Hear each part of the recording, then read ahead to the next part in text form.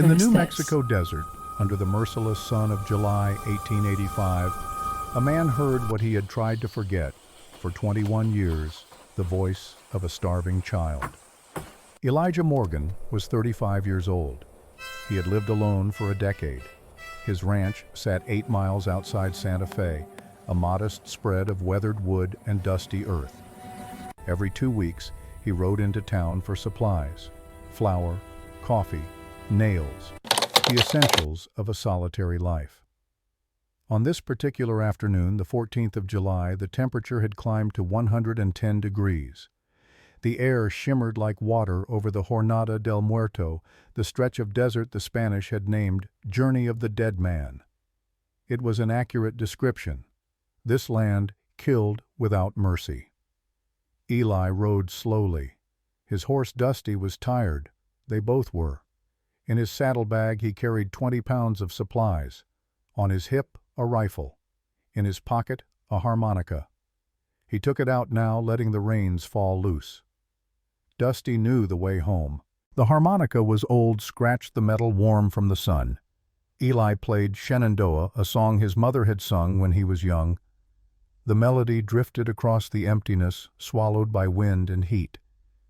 Then he stopped. Not because he wanted to, because something made him. A sound, faint, almost lost beneath the whisper of wind through sage and sand. A voice. A child's voice. Eli's hand tightened on the harmonica. His jaw clenched. He had heard that sound before, in Colorado, in 1864, when he was 14 years old and too afraid to do anything but hide. He had promised himself he would never hear it again. But here it was. "Mom, I'm very hungry." The words were soft, desperate, the kind of desperation that comes when a body has run out of everything except the will to speak one more time. Eli turned Dusty around. 20 yards to his left, beneath the shadow of a red stone outcrop, 2 figures sat motionless in the dust. A woman and a boy. Their skin was dark, burned by sun and neglect. Their clothes hung loose, tattered. The woman's hair was long and matted. The boy's eyes were closed. Eli had seen people like this before. Apache, Mescalero maybe, or Jicarilla. It didn't matter. What mattered was that they were dying. He climbed down from his horse, slowly. He did not want to frighten them. He left his rifle in its saddle holster. He walked forward, each step measured, careful. The woman saw him. Her body stiffened. She pulled the boy closer, shielding him with her frame. Her eyes were wide, filled with fear and something deeper, resignation. She expected cruelty. She had learned to expect it. Eli stopped 10 feet away. He knelt in the sand, lowering himself to the boy's level. From his saddlebag he pulled a small cloth bundle. Cornbread, dried meat, a canteen. He held the bread out in his open palm. "You're hungry," he said quietly. "I have food." The boy did not move. His eyes remained shut, his breathing shallow. The woman stared at Eli's hand. She trembled. Her lips parted, but no words came. Eli set the bread on the ground between them. He placed the canteen beside it. Then he stood and stepped back, giving them space. For 5 seconds, nothing happened. Then the woman reached out. Her hand shook so violently that she nearly dropped the bread. She tore off a piece and pressed it to the boy's lips. "Dakota," she whispered, "eat." The boy's eyes fluttered open. He chewed slowly, mechanically, as if his body had forgotten how. Water followed. The woman poured it into his mouth in small sips, her hand cupping his chin to catch every drop. Eli watched in silence. He did not ask their names.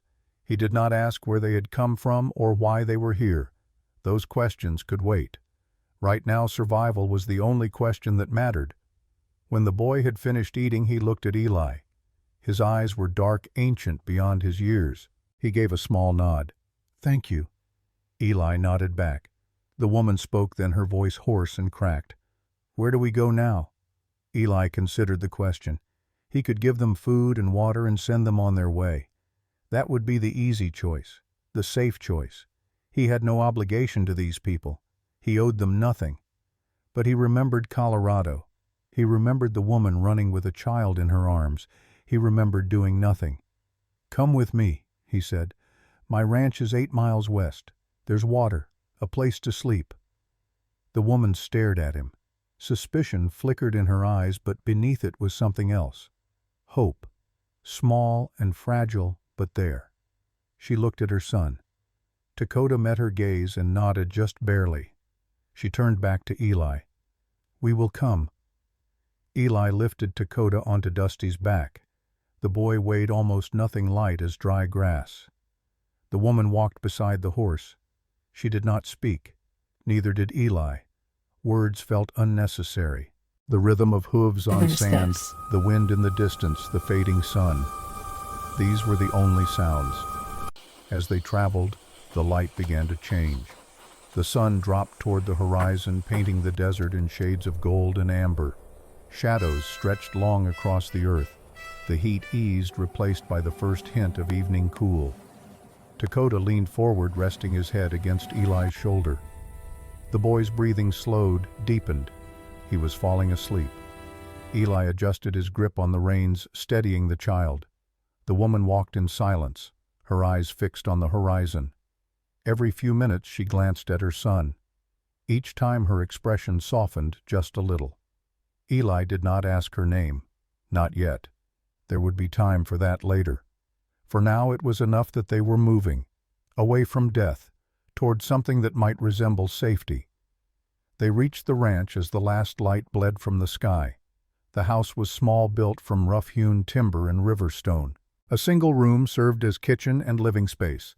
A smaller room, no bigger than a closet, held a narrow bed. Outside, a barn sheltered Dusty and a handful of chickens. A well stood in the yard, its wooden bucket hanging from a frayed rope. Eli helped Dakota down from the horse. The boy's legs buckled, but Eli caught him. He guided them both inside. The house smelled of wood smoke and coffee. A lantern hung from a ceiling beam, casting warm light across the rough plank floor. A table, 2 chairs, a stove, a shelf lined with canned goods and a few battered books.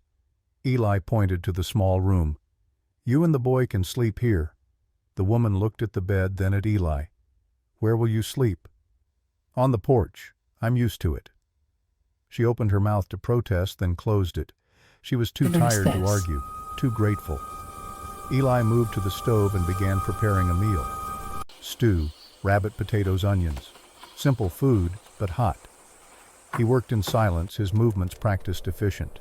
The woman sat at the table with Dakota in her lap. The boy's eyes were half closed, but he watched Eli's every move. When the stew was ready, Eli ladled it into 2 tin bowls. He set them on the table with 2 spoons and a heel of bread. "Eat slowly," he said. "Your stomachs aren't ready for much." Dakota took a spoonful. His eyes widened. He ate another, then another. The woman ate more carefully, savoring each bite as if it might be her last. Eli poured himself coffee and stood by the stove watching them. He did not eat. He was not hungry. Or rather, his hunger was a different kind, the kind that food could not satisfy. When they had finished, Dakota looked up at Eli. "Good," he said simply. Eli allowed himself a small smile. "First time anyone's complimented my cooking." The woman's lips curved just slightly. It was not quite a smile, but it was close. "Enough." Eli showed them to the small room. He lit a second lantern and set it on the floor. The bed had a thin mattress and 2 wool blankets, rough but clean. "Rest," he said. "We'll talk in the morning." The woman nodded. She waited until Eli had left before helping Dakota onto the bed. She lay beside him, one arm around his small frame. For the first time in weeks, she felt something other than fear. Outside, Eli settled onto the porch. He had no bedroll, just a thin blanket and the wooden planks beneath him. The night air was cool now, almost cold. Stars filled the sky, countless and indifferent. He lay on his back, hands behind his head, and stared upward. Sleep did not come. His mind turned restless, circling the same questions. Who were they? Where had they come from? How long had they been wandering? But beneath those questions was a deeper one. Why did you stop?" He did not have an answer. Or perhaps he did, but it was too painful to admit. He had stopped because of what he saw in that boy's face.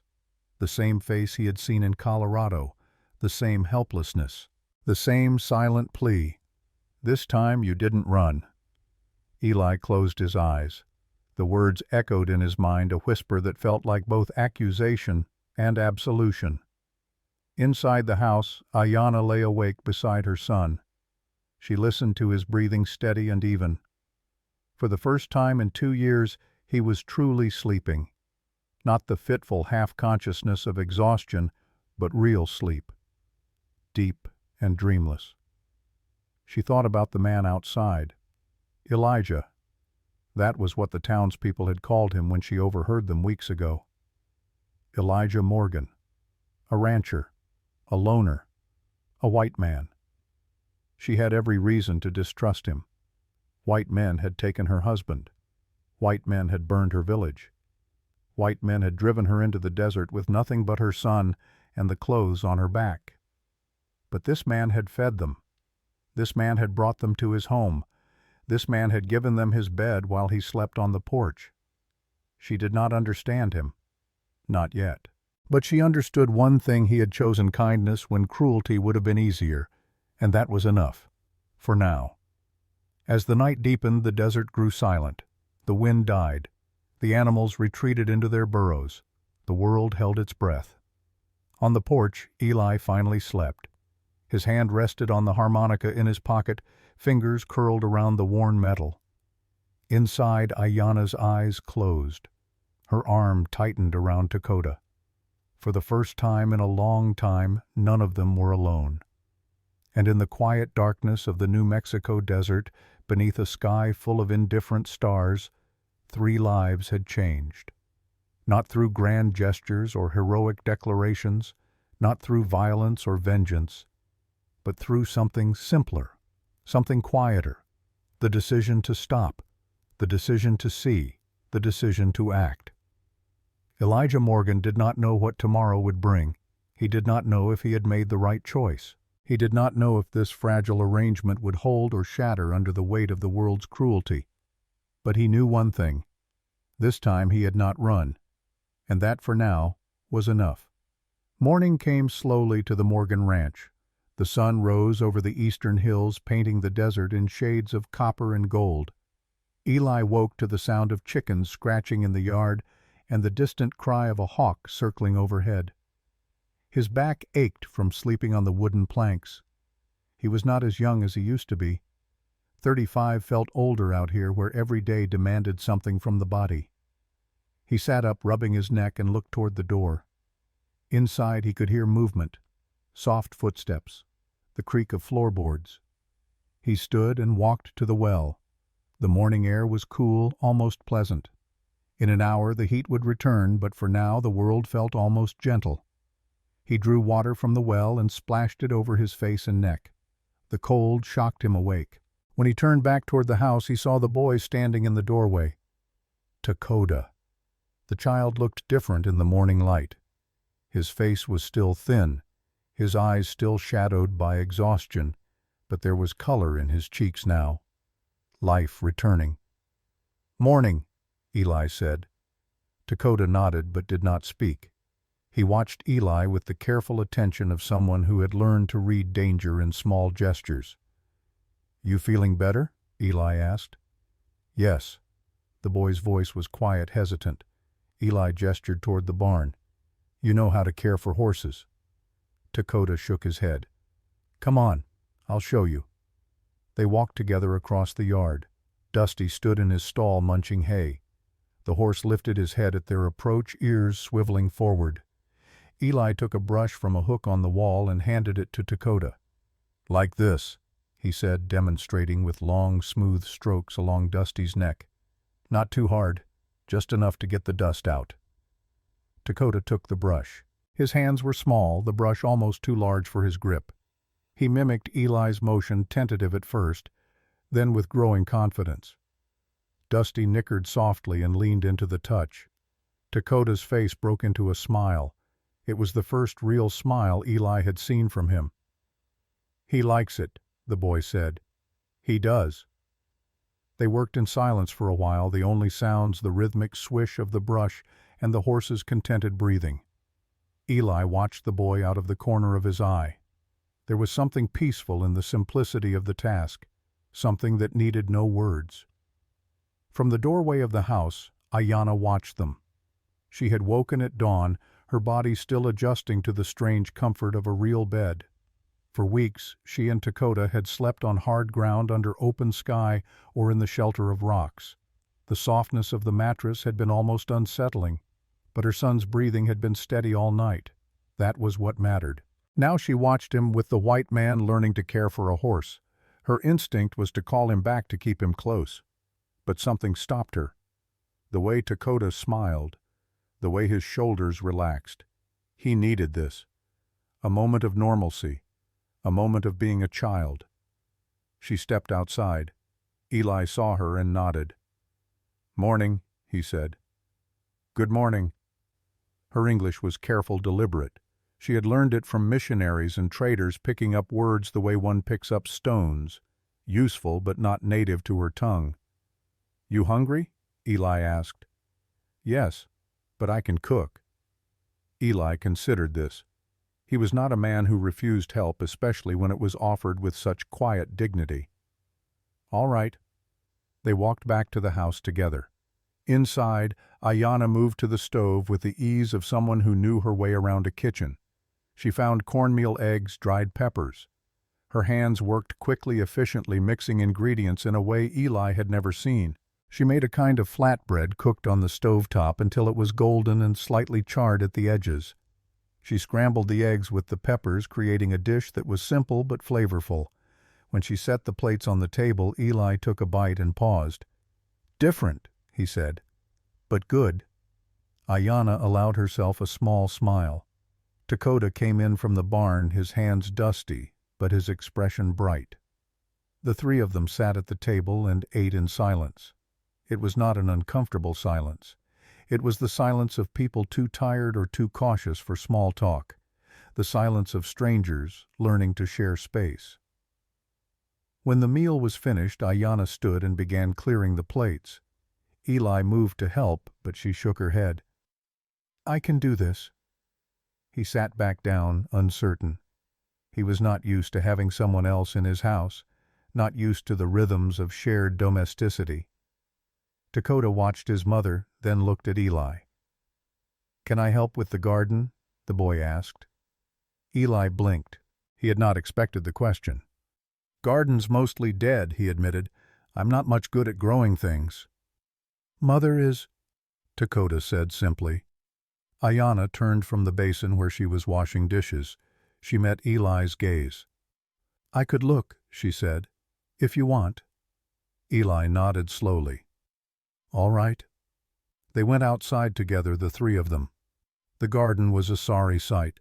A small plot behind the house choked with weeds and brown, withered plants. Eli had tried at the beginning to grow vegetables, but the work of the ranch had consumed him, and the garden had suffered. Ayanna knelt in the dirt. She touched the soil, rubbing it between her fingers. She examined the dead plants, pulling them up to inspect the roots. "Too dry," she said, "and the soil needs feeding."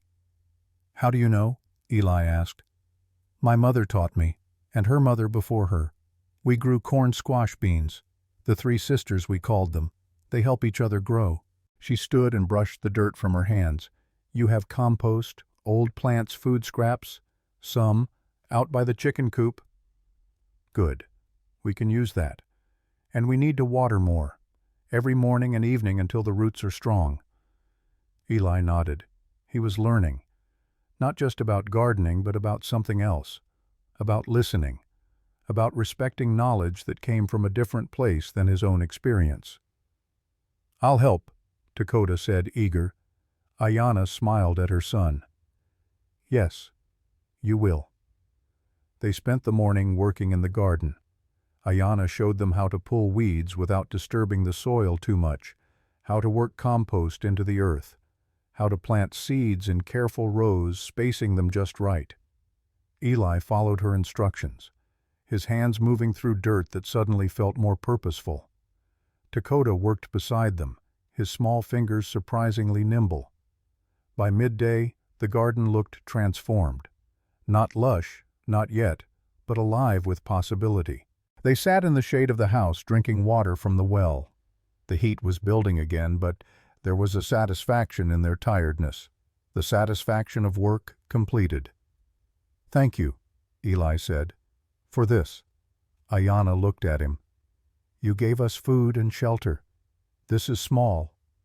"It's not small," Eli said quietly. "Nothing you do is small." She did not respond, but something in her expression softened. The afternoon passed in a peaceful rhythm. Eli tended to the chickens and mended a broken section of fence. Ayanna found a needle and thread in his small collection of supplies and began repairing their torn clothes. Dakota explored the property, never straying far, always within sight of his mother. As the sun began its descent, Eli built a small fire outside. He had a metal tripod and a pot, and he filled it with water and the last of the rabbit meat, along with potatoes and wild onions he had gathered weeks ago. They ate as the sky turned from blue to orange to deep purple. Dakota sat close to his mother, his eyes growing heavy. Ayanna's hand rested on his shoulder, a constant reassurance. When the meal was finished, Eli pulled the harmonica from his pocket. He played softly, almost tentatively. The melody was "Home on the Range," slow and melancholy. Dakota's eyes opened. He listened, fascinated. "What is that?" he asked. "Harmonica. You blow into it, and it makes music." "Can I try?" Eli hesitated, then handed it over. The boy put it to his lips and blew. The sound that came out was off-key, discordant, but Dakota laughed, delighted. Eli showed him how to hold it, how to control his breath. Dakota tried again. This time a single, clear note emerged. The boy's face lit up. "I did it." "You did." Ayanna watched from her place by the fire. There was something in her eyes, not quite happiness, but something close. Relief, perhaps, or hope. Later, after Dakota had gone to bed, Eli and Ayanna sat by the dying fire. The night was quiet, the desert vast and dark around them.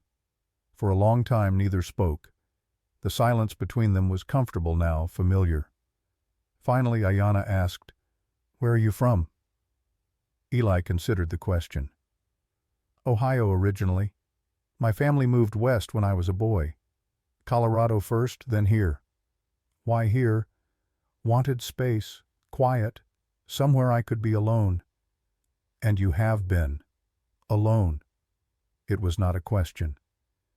10 years, Eli said. "Why?" He looked at the fire. The embers glowed, pulsing like a slow heartbeat. "I thought I deserved it." Ayanna waited. She sensed there was more, but she did not push. She had learned patience from a life that had required it. Eli took a breath. "When I was 14, I saw something I shouldn't have, something terrible, and I didn't do anything to stop it." He paused. "I've been alone ever since. Seemed right." Ayanna looked at him in the firelight. His face was lined, weathered, but there was something else there, something she recognized. "My husband died 2 years ago," she said quietly. "Raiders came to our village. They said we stole cattle. We did not. But they came anyway. My husband fought them. He told me to run with Dakota. I ran. I did not stay and fight. I just ran."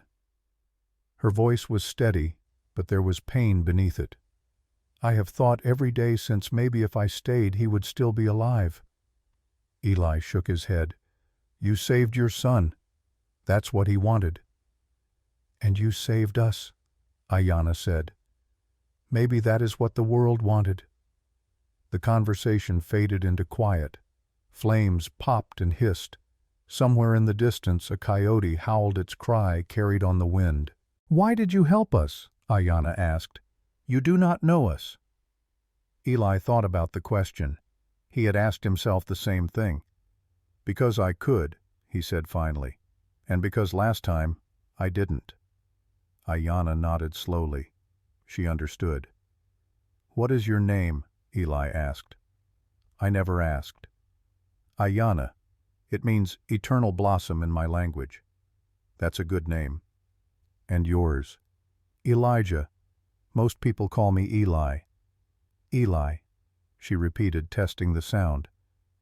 Thank you, Eli, for stopping. You're welcome, Ayanna. The fire burned down to ash. The night deepened. They each retreated to their separate spaces, but something had shifted. They were no longer strangers brought together by circumstance. They were something more. Not friends, not yet, but two people who had shared their pain and found in that sharing a tentative connection. 3 days passed in this new rhythm. Eli taught Dakota to read using an old Bible and a worn copy of Robinson Crusoe. The boy was bright, quick to learn. He stumbled over words at first, but Eli was patient, sounding out each syllable until Dakota could repeat it. Ayanna continued to work in the garden. Under her care, the seeds began to sprout. Tiny green shoots pushed through the soil, fragile but determined. She also began gathering plants from the desert. Sage, juniper, prickly pear. She showed Eli how to use them. Sage tea for headaches, juniper berries for coughs, prickly pear fruit for food and medicine. Eli listened and learned. He had lived in this desert for years, but had never truly known it. Ayanna was teaching him to see what had always been there. On the 4th day, a visitor came. Eli was repairing the porch railing when he heard the sound of hooves. He looked up to see a man on horseback approaching from the east. Sam Whitfield, his nearest neighbor 3 miles away. A man in his late 50s, weathered and quiet. They had spoken perhaps a dozen times in the past 5 years. Polite conversations, nothing more. Sam rode into the yard and dismounted. He was carrying a basket. Morgan, he said by way of greeting. Sam. The older man's eyes flicked toward the house. Ayanna was hanging laundry on a line Eli had strung between 2 posts. She saw Sam and froze her hands, gripping a damp shirt. Sam looked back at Eli. Heard you had company. 2 people. They needed help. Sam was silent for a moment. His face was unreadable. People are talking. Let them talk. Sam shifted his weight. He held out the basket. Apple tree fruited too much this year. Can't eat them all myself. Eli took the basket. Inside were a dozen apples, red and slightly misshapen, but fresh. Thank you. Sam nodded. He glanced at Ayanna again, then at Eli. They causing trouble? No. Good. Sam mounted his horse.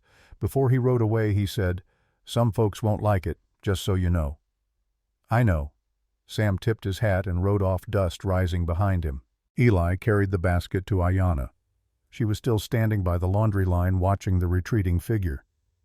Who was that? She asked. Neighbor, Sam Whitfield. She looked at the apples. He brought these for us. He did. Is that good? Eli considered the question. Yes, I think it is. That afternoon, Dakota bit into one of the apples. The juice ran down his chin and he laughed. It was a sound that filled the yard, bright and unguarded. Ayanna watched her son and felt something she had not felt in a long time. Not quite peace, but the possibility of it. 2 weeks passed. The garden continued to grow. Dakota continued to learn. Ayanna continued to heal not just her body, but something deeper. The fear that had lived in her chest since her husband's death began to ease just a little. But the outside world had not forgotten them. On a Tuesday morning, Eli rode into Santa Fe to buy supplies. Ayanna had asked for fabric to make new clothes for Dakota. His old ones were little more than rags. She wanted to go with him. She needed to see the town to understand the world they were now part of. Eli hesitated but agreed. They left Dakota with Sam, who had stopped by again with a sack of corn. The old man had said little, but his presence was a quiet endorsement. If Sam Whitfield was willing to watch the boy, perhaps others would follow. The ride into Santa Fe took an hour. Ayanna sat behind Eli on Dusty, her hands resting lightly on his waist for balance. She had not been this close to a man since her husband died. It felt strange. Not wrong, but unfamiliar. Santa Fe was a sprawling town of adobe buildings and dusty streets. Wagons rolled past. People moved in and out of shops. Ayanna saw Mexican families, white settlers, a few Chinese laborers, but no Apache. Eli tied Dusty outside a general store. The sign above the door read, "McLean's Goods." Inside the store was dim and cool. Shelves lined the walls, stocked with everything from canned peaches to saddles. Behind the counter stood a woman in her 40s, her hair pulled back in a severe bun. Ruth McLean. She looked up as they entered. Her eyes moved from Eli to Ayanna. Her expression hardened. "Morgan," she said coolly. "Mrs. McLean." Eli handed her a list. She read it without looking at him. "I'll get these together." She moved around the store gathering items. Flour, sugar, coffee. She set each on the counter with more force than necessary. Ayanna stood near the door trying to make herself small. She could feel the woman's hostility like a physical weight. When Ruth finished, she tallied the cost. $3.40. Eli paid. Ruth counted the coins twice as if expecting him to cheat her. "Anything else?" she asked, her tone making it clear she hoped the answer was no. "Fabric," Eli said. "For the boy." Ruth's jaw tightened. She pulled out a bolt of plain brown cotton and cut off 3 yards without measuring carefully. She tossed it on the counter. "Another $1." Eli paid again. As they were leaving, an old woman entered the store. She was hunched and frail, leaning heavily on a cane. She coughed a deep rattling sound that shook her entire frame. Ayanna stopped. She watched the woman struggle to the counter. "Mrs. Yates," Ruth said, "what can I do for you?" The old woman coughed again before answering. "Need something for this cough. Had it 2 weeks now." Ruth frowned. "I've got some syrup. Might help." Ayanna stepped forward before she could stop herself. "Excuse me." Both women turned to look at her. Mrs. Yates squinted confused. Ruth's expression was ice. Ayanna swallowed but continued. "I hear your cough. I know something that might help." Mrs. Yates blinked. "You do?" "Yes. Willow bark tea, with mint and honey, 3 times a day. It helps the lungs." The old woman looked at her with curiosity rather than hostility. "You a doctor?" "No, but my mother taught me. About plants. How to heal." Ruth spoke up, her voice sharp. "We don't need advice from—" "I'll try it," Mrs. Yates interrupted. She looked at Ruth. "You have willow bark." Ruth hesitated, then nodded stiffly. "I do." "Then get it. And some mint. And honey." Ruth's mouth pressed into a thin line, but she moved to gather the items. When she returned, she set them on the counter. "No charge," she said quietly, not looking at Ayanna. Mrs. Yates took the supplies and turned to Ayanna. "Thank you, dear. What's your name?" "Ayanna." "Thank you, Ayanna." The old woman shuffled out. Ruth stood behind the counter, her arms crossed. She did not look at Ayanna, but she did not say anything cruel either. Eli touched Ayanna's elbow gently. "Let's go." Outside, as they loaded the supplies onto Dusty, Ayanna took a deep breath. "She did not like me." "No," Eli agreed. "But she didn't throw us out either. Is that enough?" "It's a start." They rode back in silence. When they reached the ranch, Dakota ran out to meet them, his face bright with excitement. "Sam taught me to whittle," he exclaimed, holding up a small misshapen piece of wood. "It's supposed to be a bird." Eli examined it seriously. "I can see it. The wing's there." Dakota beamed. That night, after Dakota had fallen asleep, Ayanna and Eli sat outside again. The ritual had become familiar. The fire, the quiet, the gradual easing into conversation. "You did well today," Eli said. "I was frightened." "You didn't show it." Ayanna looked at the stars. I do not want to be invisible, but I do not want to be hated either." "You won't be either," Eli said. "Not if they see what I see." She turned to look at him. "What do you see?" He thought about the question. "Someone strong. Someone who knows things I don't. Someone who loves her son and works hard and doesn't ask for more than she's earned." Ayanna's eyes glistened in the firelight, but she did not cry. "Thank you," she said softly. They watched the fire burn to embers, neither ready to break the spell of shared understanding. Finally the cold drove them inside, the walls thinner, and in the quiet night under the vast sweep of heaven, where countless pinpricks of light marked ancient patterns, 3 lives continued to intertwine. Not through grand declarations or dramatic gestures, but through the simple accumulation of days, through shared meals and shared work, through patience and small acts of courage. The world outside might still be uncertain, people might still talk, trouble might still come. But for now, in this small corner of the New Mexico desert, there was something that had not existed before. There was a home. October came to the high desert with a gentleness that surprised them all. The brutal heat of summer faded into warm days and cool nights. The cottonwoods along the distant creek turned gold. The air smelled different, cleaner somehow, carrying the faint promise of rain that might or might not come. The garden had transformed under Ayanna's care. Green shoots had become sturdy plants. Squash vines sprawled across the earth. Corn stalks stood in neat rows, their tassels catching the breeze. Bean plants climbed the corn stalks in the ancient partnership Ayanna had described, the 3 sisters helping each other grow. Dakota had grown too, not just in height, though he had gained an inch in the past month. He had grown in confidence. His laughter came more easily now. His questions were bolder. He no longer flinched when Eli moved suddenly or spoke in a loud voice. The boy was healing. They all were.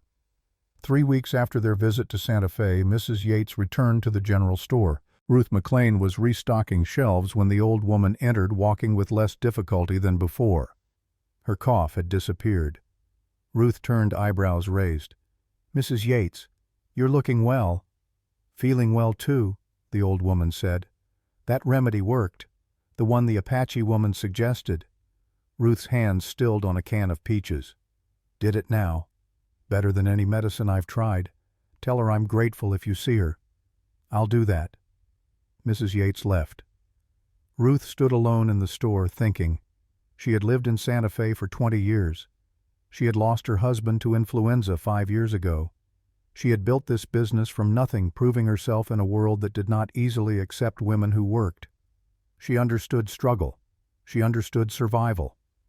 That evening she closed the store early and rode out toward the Morgan Ranch. She had never visited before, had never had cause to. Eli Morgan kept to himself, and she respected that. But things had changed. She arrived as the sun was setting. Eli was splitting wood near the barn. He looked up surprised and set down his axe. "Mrs. McLean?" "Mr. Morgan?" She dismounted and stood awkwardly, a small wrapped package in her hands. "I came to see the woman, Ayanna." Eli nodded slowly and called toward the house. Ayanna appeared in the doorway, wiping her hands on a cloth. She saw Ruth and hesitated. Ruth stepped forward and held out the package. "Mrs. Yates asked me to give you this. Her cough is gone. She wanted to thank you." Ayanna took the package and unwrapped it. Inside was a length of blue calico fabric far finer than the rough brown cotton Ruth had sold them before. "She said you could make something nice for the boy with it." Ayanna looked up, her eyes searching Ruth's face for mockery or cruelty. She found neither. "Thank you," Ayanna said quietly. Ruth nodded. She stood there a moment longer as if deciding something. "If you know any other remedies," she said finally, "people might want to hear them. Not everyone can afford Doc Wilson." It was not quite an apology, but it was an opening. "I know some things," Ayanna said. "Good." Ruth mounted her horse and rode away. When she was gone, Ayanna turned to Eli. "What does this mean?" "It means you're not invisible anymore." She looked at the fabric in her hands, running her fingers over the soft cotton. Is that good or bad? Depends on what you do with it. Over the next 2 weeks, 3 more people came to the ranch. A farmer's wife with a rash that would not heal, a young man with a badly sprained ankle, an older man with persistent headaches. Ayanna treated them all. She made poultices from sage and yarrow. She wrapped the ankle with strips of cloth soaked in willow bark tea. She prescribed mint and chamomile for the headaches and advised the man to drink less whiskey. They all improved. Word spread quietly at first, then more openly. The Apache woman at the Morgan Ranch knew healing. She did not charge much. Sometimes she charged nothing at all. It was Doc Wilson who rode out one afternoon, his black bag in hand, and his expression severe. Eli was repairing a section of fence when the doctor arrived. He recognized the man immediately. Wilson was in his 60s, a respected figure in Santa Fe, though his manner was often cold.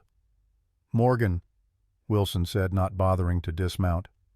"Doc, I hear you're harboring someone who's practicing medicine." Eli straightened.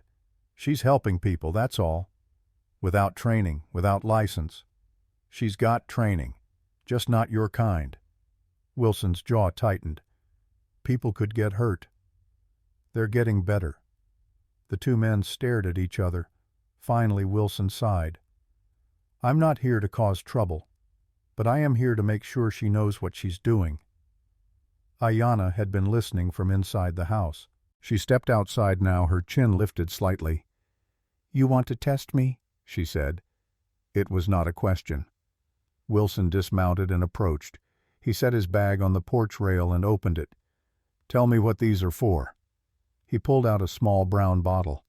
Ayanna leaned forward and sniffed. "Laudanum. For pain. But dangerous. Too much and people stop breathing." Wilson's eyebrows rose slightly. He pulled out another bottle. "Quinine. For fever. Especially the shaking sickness that comes from bad water." Another bottle. "Iodine. For cleaning wounds." Wilson closed his bag slowly. He looked at Ayanna with new eyes. "Where did you learn this?" "My mother, her mother, and missionaries when I was young. They had books." "Can you read?" "Some. Enough." Wilson was quiet for a long moment. Then he nodded. "You know more than most people I meet. More than some doctors, truth be told." He reached into his pocket and pulled out a small, worn book. "This is a pharmacopoeia. Lists of medicines and what they do. You might find it useful." He held it out. Ayanna took it carefully as if it might break. "Why are you giving me this?" "Because Santa Fe needs healers, and pride is a poor reason to let people suffer." He mounted his horse and tipped his hat. "If you run into something you can't handle, send for me. No shame in asking for help." "Thank you," Ayanna said. Wilson rode away. Eli came to stand beside her. "That went better than I expected." Ayanna opened the book. The pages were filled with tiny print and illustrations. It would take months to read through it all.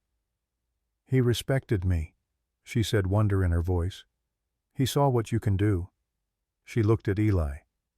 "You knew he would come." "I thought he might. And you let me face him alone. You didn't need me to fight that battle." Ayanna smiled.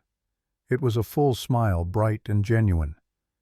Eli felt something shift in his chest, a warmth he had not felt in years. That evening they sat by the fire as usual. Dakota was already asleep, exhausted from a day spent chasing chickens and attempting to catch lizards. The night was cool enough that they had draped blankets over their shoulders. Flames leapt and danced between them, sending sparks spiraling upward into the vast darkness. "Eli," Ayanna said quietly. "Yes.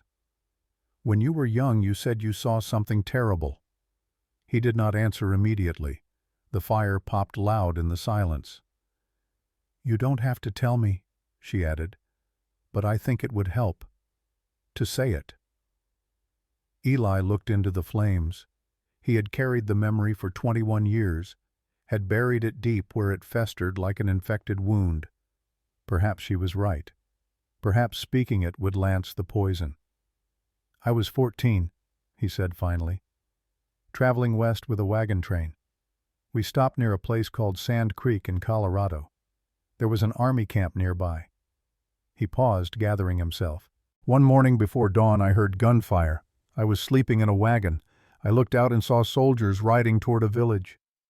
Apache, or Cheyenne. I was too far to tell." His voice grew quieter. "They were shooting everyone. Women, children, old people.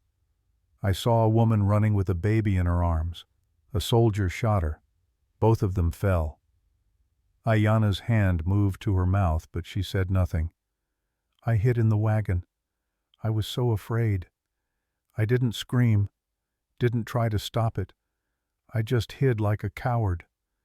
Tears traced lines down his weathered face, catching the firelight. "When it was over, I came out. There were bodies everywhere. The officer in charge, he saw me staring. He said, 'War is ugly, boy. Best you learn that now.'" Eli wiped his eyes roughly. "But it wasn't war. It was murder. And I did nothing."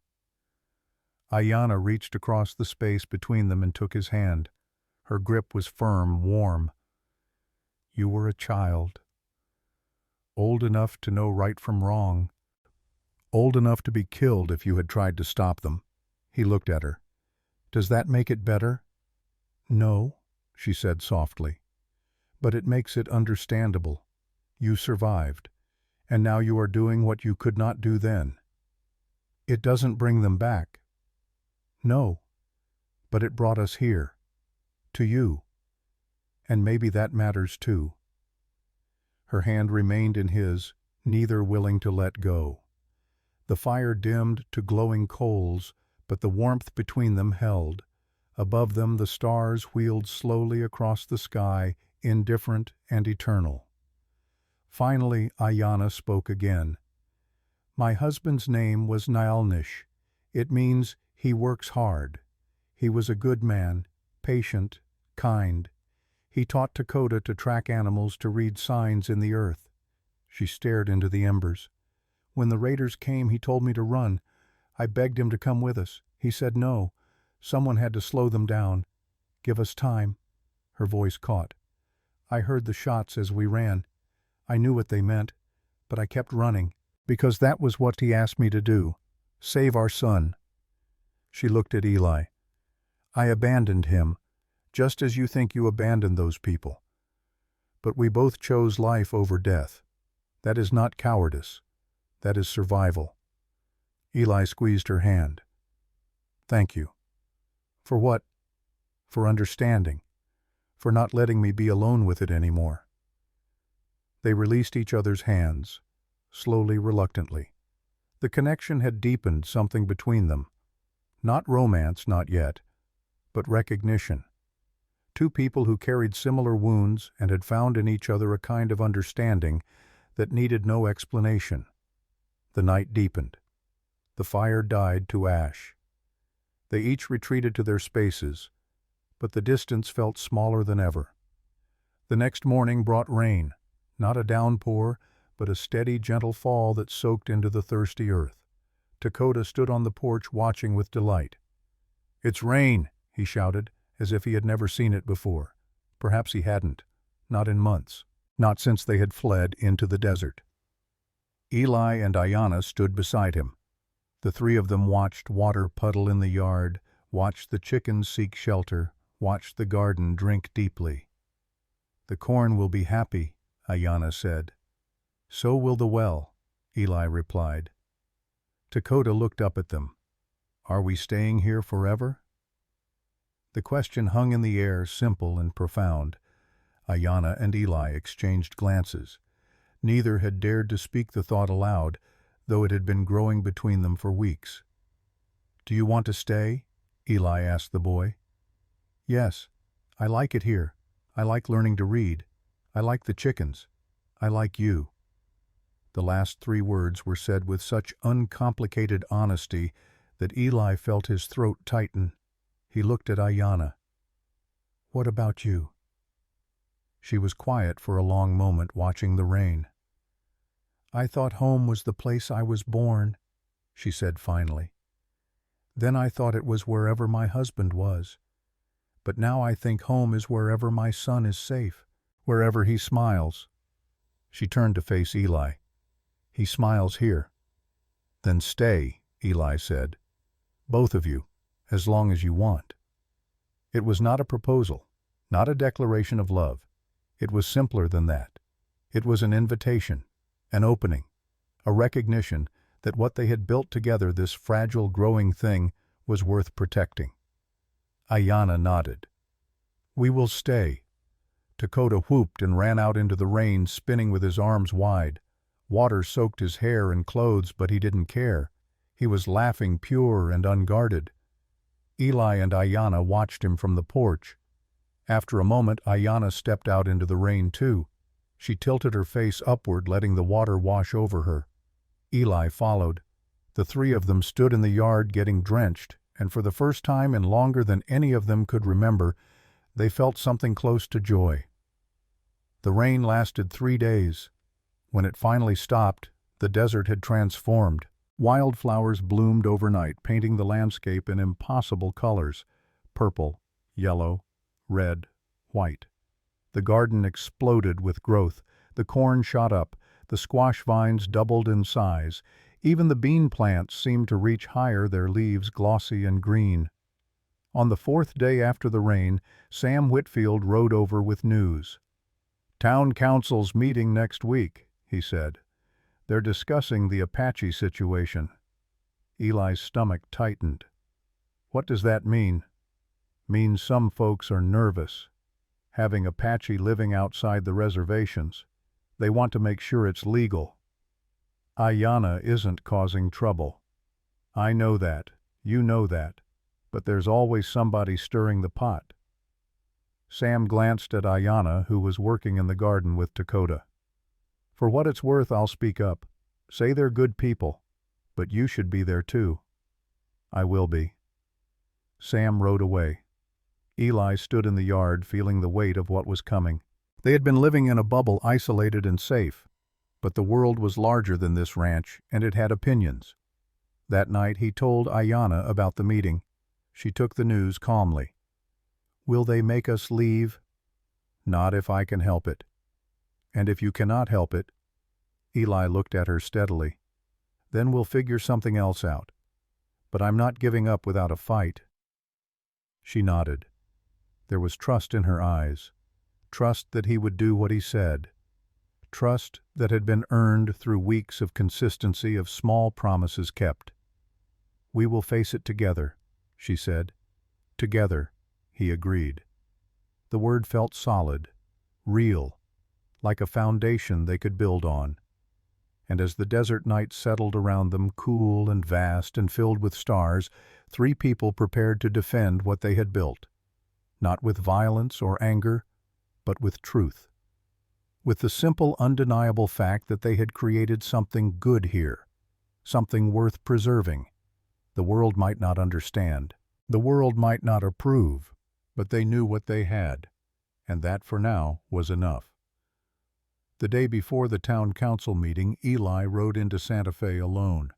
He needed to understand what he was walking into, needed to hear what people were saying when Ayanna was not there to be hurt by it. He tied Dusty outside the saloon and went inside. It was mid-afternoon and the place was half full.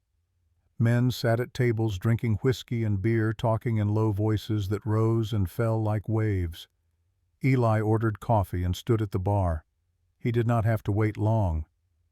"That's Morgan," someone said, not quite quietly enough. "The one with the Apache woman and the boy. Heard she's been treating folks, playing doctor. My wife went to her, said she knew more about herbs than Wilson does about his pills. Still ain't right. Apache living among decent people." Eli's jaw tightened, but he did not turn around. He sipped his coffee and listened. "They killed my cousin," another voice said. "Back in '73. Raided a homestead up north. Killed him and his wife both." "That wasn't her," a different voice replied. "She's just a woman with a kid." Apache is Apache. The conversation drifted to other topics: cattle prices, the weather, a dispute over land boundaries. Eli finished his coffee and left. Outside, he stood in the dusty street watching people move past. Families, workers, drifters. Santa Fe was not a large town, but it was diverse. Mexican families had lived here for generations. White settlers had come more recently. Chinese laborers worked on construction projects. A few freed slaves had settled after the war. Everyone trying to survive. Everyone carrying their own histories and hatreds. He walked to the general store. Ruth McLean was behind the counter tallying receipts. "Mrs. McLean," she looked up. "Mr. Morgan, you need something, information, about tomorrow's meeting." Ruth set down her pencil. "It's the Hendersons pushing it. Carl and his brother. They lost family to Apache raids years back. They don't want any living nearby." "And the others?" "Split. Some agree with the Hendersons. Some think Ayanna's been helpful. Most just don't want trouble." "What about you?" Ruth considered the question. "I think she knows things, useful things, and I think her boy is polite and quiet and causes no harm." She paused. "But I also understand fear, Mr. Morgan. Fear makes people do ugly things." "What do I say tomorrow to change their minds?" "You don't change minds by talking. You change them by showing. You've shown them she can heal, that she works hard, that she's not a threat." Ruth looked at him directly. "But some people won't see it, no matter what you do." Eli nodded slowly. "Thank you for being honest." "Don't thank me yet. Wait until after tomorrow." He left the store and rode home. The sun was setting, painting the desert in shades of amber and rose. When he arrived at the ranch, Ayanna was teaching Takoda to read from the pharmacopoeia Doc Wilson had given her. The boy sounded out words carefully. "Willow bark, for pain and fever." "Good," Ayanna said. "Very good." They looked up as Eli dismounted. Takoda ran to him. "I can read medicine words now." Eli smiled, ruffling the boy's hair. "You're getting smart." "Mother says smart is better than strong." "Your mother is wise." Ayanna stood and walked to the porch. She read Eli's expression. "Tomorrow will be difficult," she said. "Yes." "But we will face it." "Yes." That night none of them slept well. Takoda tossed and turned, sensing the tension. Ayanna lay awake, staring at the ceiling, and Eli sat on the porch watching the stars and thinking about what he would say. He was not a man of speeches. He did not have eloquence or education. He only had the truth, and he hoped the truth would be enough. Morning came too quickly. Eli dressed in his cleanest shirt. Ayanna wore the blue calico dress she had made from Mrs. Yates's fabric. Takoda wore new pants Ayanna had sewn from the brown cotton. They looked like a family. Sam Whitfield arrived at mid-morning to watch Takoda during the meeting. The old man nodded at them. "Say what needs saying," he told Eli. "Don't let them bully you." "I won't." They rode into town together, Ayanna sitting behind Eli on Dusty. Her hands rested on his waist, and he could feel her trembling slightly. Whether from fear or cold or determination, he could not tell. The meeting was held in the church, the largest building in Santa Fe. Wooden pews faced a simple altar. Sunlight streamed through plain glass windows. About 40 people had gathered, filling half the space. Eli and Ayanna entered together. Conversations stopped. Heads turned. Eyes watched. They sat in the back. Eli kept his expression neutral. Ayanna kept her chin lifted. At the front, a man stood. Mayor Thomas Garrett, a portly man in his 50s with thinning hair and a politician's practiced smile. "Thank you all for coming," he said. "We're here to discuss a matter that's been raised by several concerned citizens. The presence of Apache individuals living outside designated reservation lands." He gestured toward Eli and Ayanna. "Mr. Morgan has taken in a woman and her son. We're here to determine if this arrangement poses any risk to our community." Carl Henderson stood immediately. He was a tall man with a hard face and eyes that held old anger. "It poses a risk," he said without preamble. "Apache killed my brother and his family in '75, burned their house, left nothing but ash." He pointed at Ayanna. "I don't care if she smiles nice or knows plants. Her people are murderers." Murmurs rippled through the room. Some nodded, others shifted uncomfortably. Ruth McLean stood. "Carl, I'm sorry for your loss, but this woman isn't your brother's killer. She's Apache, that's enough." "No," Ruth said firmly. "It's not. She's helped 7 people in this town, including my mother, who would have died from pneumonia if not for her remedies." This was news to Eli. He had not known about Ruth's mother. Another woman stood, Martha Hayes, a farmer's wife. "She cured my daughter's rash. The one Doc Wilson said was just nerves. Ayanna made a poultice. Gone in 3 days." A man in the middle stood. "My boy broke his arm last month. She said it better than the doc did when I broke mine. Healed straight." One by one people began to speak, some in support, some against. The room grew louder, voices overlapping. Mayor Garrett raised his hands. "Please, one at a time." Doc Wilson stood. The room quieted immediately. "I've examined this woman's knowledge," he said in his clipped, authoritative voice. "She knows medicine, real medicine, not superstition or guesswork. She's read, she's learned, and she's helped people I couldn't help because they couldn't afford my fees." He looked at Carl Henderson. "Hating an entire people for the actions of some is the same ignorance that started the wars in the first place." Carl's face reddened. "You defending savages now, Doc?" "I'm defending competence and humanity." Mayor Garrett intervened before the argument could escalate. "Mr. Morgan, would you like to speak?"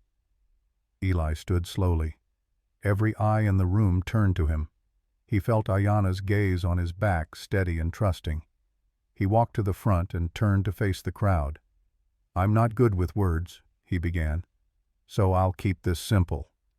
He paused, gathering his thoughts. 6 weeks ago, I found a woman and a boy dying in the desert. I gave them food and water. I brought them to my ranch. That's all I did." He looked at Carl Henderson. "I know about loss.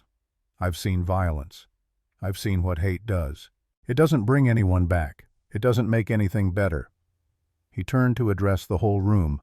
"Ayanna and Dakota aren't asking for charity. They're working, contributing. They've helped more people in 6 weeks than I've helped in 10 years. His voice grew stronger. "If we're going to judge people, judge them by what they do, not by what someone who looked like them did 20 years ago." He looked back at Carl. "Your brother's death was a tragedy, but taking it out on a woman and a child won't honor his memory. It'll just create more tragedy." The room was silent. Eli walked back to his seat and sat beside Ayanna. Her hand found his and squeezed briefly. Mayor Garrett cleared his throat. "Does anyone else wish to speak?" An old man in the front stood. Eli did not recognize him. "I was at Sand Creek," the man said quietly. The room froze. "I was a soldier, 18 years old. I followed orders, shot people who weren't armed. Women, children."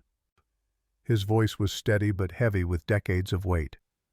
"I've lived with that for 21 years, every day, every night." He turned to look at Ayanna.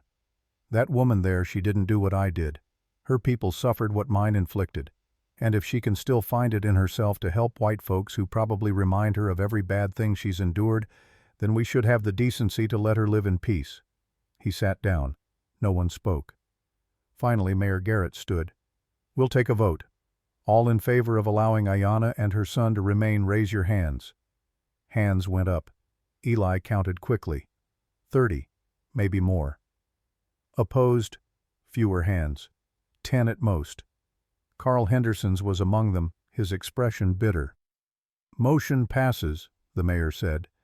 "The woman and her son may remain provided they continue to cause no trouble and register with the territorial office." He looked at Eli. "Mr. Morgan, you'll need to file papers. Make it official. Come by my office this week." Eli nodded. "Thank you." People began filing out. Some approached Ayanna, shaking her hand or nodding respectfully. Others left quickly, avoiding eye contact. Carl Henderson pushed past them without a word, his brother following. Outside in the bright afternoon sun, Eli and Ayanna stood together. She was trembling now, not from fear, but from relief so profound it shook her entire body. "We can stay," she whispered.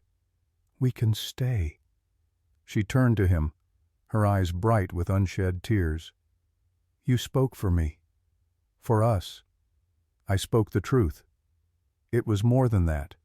It was brave." Eli shook his head. "You're the brave one. Standing there, letting them judge you, knowing you've done nothing wrong." They rode home in the golden light of late afternoon. When they arrived, Sam and Dakota were sitting on the porch steps, the old man teaching the boy to carve wood. Dakota saw them and jumped up. "What happened?" Ayanna knelt and pulled him into her arms. "We can stay. This is our home now." The boy's face split into a grin so wide it seemed to light the entire yard. "Really? Really?" He hugged his mother fiercely, then ran to Eli and hugged him too. Eli froze for a moment, unused to such open affection. Then he wrapped his arms around the small body and held on. Sam stood and nodded at them. "Good news, then." "The best," Eli said. Sam mounted his horse. "World's changing," he said. "Slowly, but it's changing." He rode away, leaving the three of them standing in the yard. That night they celebrated with a simple meal. Ayanna made tortillas from cornmeal and beans seasoned with wild herbs. They ate until they were full, laughing at Dakota's stories about his day with Sam. When the boy finally fell asleep exhausted and happy, Eli and Ayanna sat by the fire. "What happens now?" Ayanna asked. "We keep living, keep working, keep building." "Is it that simple?" "I think it is." She looked at him in the firelight. "I am grateful for everything you've done." "You've done just as much." "No. You gave us a chance when no one else would. You risked your reputation, your safety." Eli shook his head. "I didn't risk anything that mattered. Reputation is just what other people think, and I stopped caring about that a long time ago." "What do you care about?" He thought about the question. "I care that Dakota laughs. I care that you don't look afraid anymore. I care that when I wake up in the morning I'm not alone with ghosts." He met her eyes. "You gave me that. More than I gave you." Words became unnecessary. The dying fire cast dancing shadows on their faces as they simply existed together. The night was cool, the heavens ablaze with light that had traveled centuries to reach them.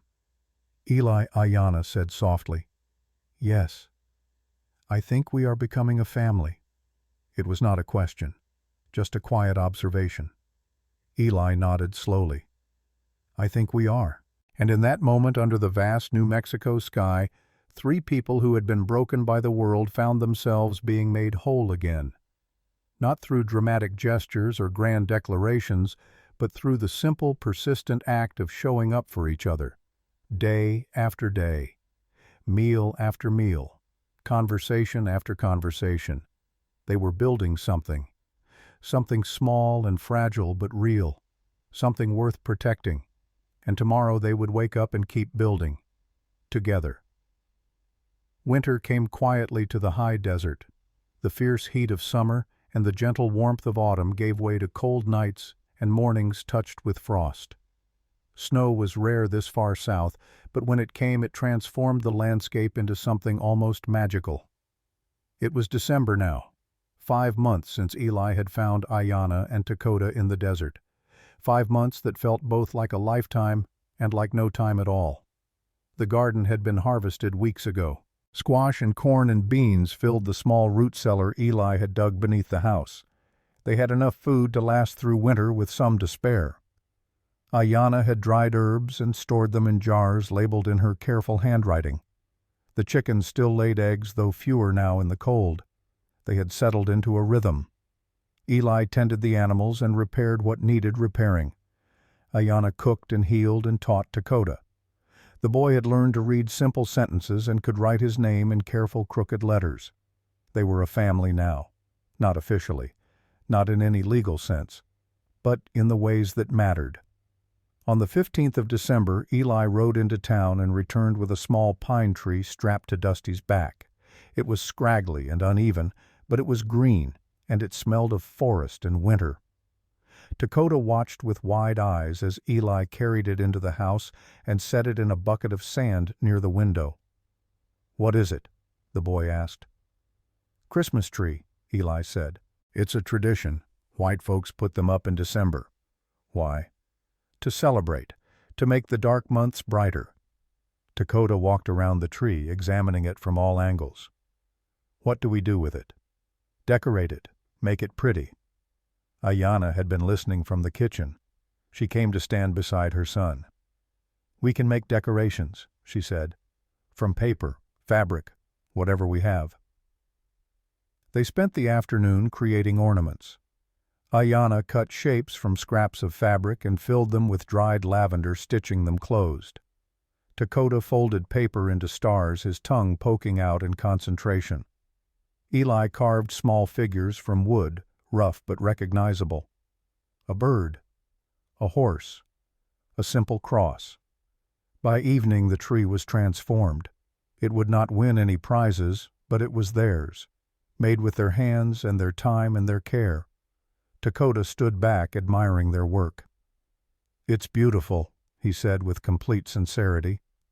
Eli felt something catch in his chest. The boy's joy was so pure, so uncomplicated. It made the world feel less heavy. That night after Dakota had gone to bed, Eli and Ayanna sat by the fire. Snow had begun to fall outside, soft flakes drifting past the window. "I've been thinking," Ayanna said. "About what?" "About Christmas. About gifts." Eli shifted uncomfortably. He was not a man who expected or wanted presents. "You don't have to give me anything." "I want to. You've given us so much." "You've given me just as much." She smiled. "Then we will both give, and both receive." Over the next week, each of them worked in secret. Ayanna spent hours in the small bedroom with the door closed, her needle flashing in lamplight. Dakota disappeared into the barn with paper and charcoal, returning with mysterious smudges on his hands. Eli rode into town and made a purchase he hoped was right. Christmas morning arrived cold and clear. The sun rose over a world blanketed in white. 3 inches of snow had fallen during the night, muffling sound and making everything feel hushed and new. Dakota woke first, as children do. He shook his mother awake, then ran to the main room where Eli was already building up the fire. "Is it Christmas?" the boy asked. "It is." "Can we open gifts now?" Eli looked at Ayanna, who had emerged wrapped in a blanket. She nodded, smiling. "Yes, we can." They gathered near the tree. 3 simple packages wrapped in brown paper and tied with string. Eli handed the smallest to Dakota. "This is for you." The boy tore the paper away. Inside was a harmonica, not new but well cared for, better than the one Eli had let him try months ago. Dakota's eyes went wide. "For me, for you, so you can learn to play properly." The boy put it to his lips and blew. A clear note rang out. He tried another, then another, already experimenting with sound. Ayanna handed Eli a package. It was soft yielding. "Open it," she said. Inside was a wool sweater. She had unraveled an old blanket and reknit it into something new. The stitches were even and tight. The color was a deep charcoal gray. Eli held it up. It would fit perfectly. This must have taken weeks. 2 months. I worked at night after Dakota slept. He pulled it on. The wool was warm, slightly rough against his skin. It felt like care made tangible. "Thank you," he said, his voice thick. "You're welcome." Dakota held out a folded piece of paper to both of them. "This is for you, both of you." Ayanna unfolded it carefully. It was a drawing in charcoal, crude but recognizable. 3 figures standing in front of a house: a tall man, a woman, and a small boy. Above them, Dakota had written in careful letters, "My family." Ayanna pressed the paper to her chest, her eyes brimming. "It's perfect," she whispered. Dakota beamed. They spent the morning together. Eli taught Dakota a simple song on the harmonica. Ayanna cooked a special meal using the last of their dried venison and the precious store of flour. They ate until they were full, talking and laughing. In the afternoon they went outside. The snow was perfect for packing. Dakota had never made a snowball before. Eli showed him how, and soon they were engaged in a gentle battle, lobbing snow at each other while Ayanna watched from the porch laughing. The boy's cheeks were red with cold and joy. His laughter echoed across the white landscape. Eli caught Ayanna's eye. In that moment they understood each other completely. This was what they had built. This happiness, this peace, this family. As the sun began to set, they came back inside, cold and damp and happy. They dried off by the fire, drinking hot tea Ayanna had brewed from mint and honey. Dakota fell asleep on the floor near the tree, the harmonica still clutched in his hand. Eli lifted him gently and carried him to the small bedroom, laying him on the bed and covering him with blankets. When he returned to the main room, Ayanna was standing by the window looking out at the snow-covered desert. The last light of day painted everything in shades of blue and purple. "This was a good day," she said. "The best I've had in years." She turned to look at him. "I never thought I could feel this again. Safe, happy, home." Eli moved to stand beside her. "I never thought I deserved it. And now I think maybe I was wrong. Maybe we all deserve moments like this." They remained at the window shoulders, nearly touching as night claimed the desert. No words were needed. January brought bitter cold. The well froze twice, and Eli had to break the ice with an axe each morning. The chickens huddled in the barn, refusing to venture into the cold. Supplies ran low, and Eli made the frozen journey into town to replenish flour and coffee. But inside the house there was warmth. The fire burned constantly. They told stories on long evenings. Ayanna taught Dakota and Eli words in Apache. Eli taught them both to play simple card games. It was during one of these evenings in late January that Dakota asked a question that changed everything. "Eli," the boy said, looking up from the book he was trying to read, "are you my father now?" The room went silent. Wood shifted in the stove, settling with a soft hiss. Outside, wind howled across the desert. Eli looked at Ayanna. Her expression was unreadable, but her eyes held something he could not quite name. He turned back to Dakota and chose his words carefully. "I'm not your father by blood. That was Nyalnish. He was a good man, and you should remember him." Dakota nodded seriously. "I remember him, a little. But," Eli continued, "I care for you the way a father should. I teach you things. I keep you safe. I want you to grow up strong and smart and kind." He paused. "So if you want to think of me as your father, I would be honored." Dakota considered this. "Can I call you father?" Eli's throat tightened. "You can call me whatever feels right." The boy thought for a moment. "I'll call you Eli, because that's your name, but I'll think of you as my father." "That sounds good to me."